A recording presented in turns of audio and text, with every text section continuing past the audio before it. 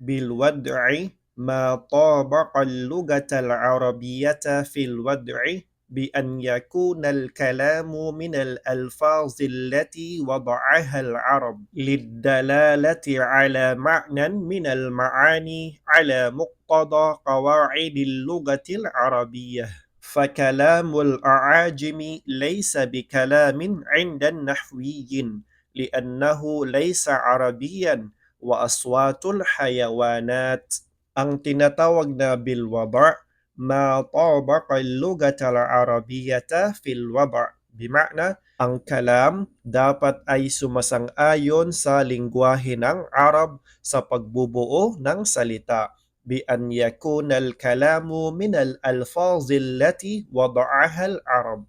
Na dapat ang kalam ay galing mismo sa mga salita na kung saan nilagay ng Arab. Liddalalati ala ma'nan min al-ma'ani. Itong mga salita na nilagay ng Arab, ito ay tumutukoy sa kahulugan sa mga kahulugan. Ala muqtada qawaidil lugatil arabiyya, na itong mga salita na mayroong kahulugan dapat ay sumunod sa mga alituntunin ng wikang Arabo. فَكَلَامُ الْأَعَاجِمِ لَيْسَ بِكَلَامٍ عِنْدَ النَّحْوِيِّينَ.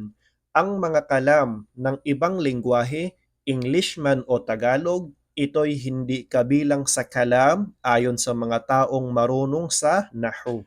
لِأَنَّهُ لَيْسَ عَرَبِيًّا. Ang dahilan bakit ang ibang salita ay hindi kabilang sa kalam na tinatawag dahil ito ay hindi Arabic. Wa aswatul hayawanat. Ganon din ang mga aswat.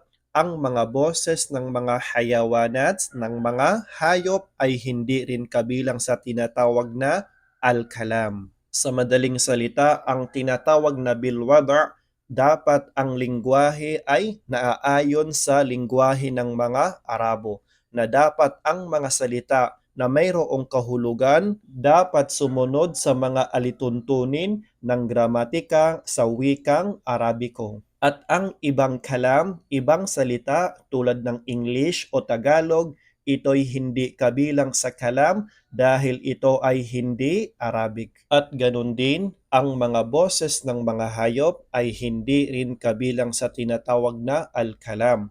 Wallahu a'lam.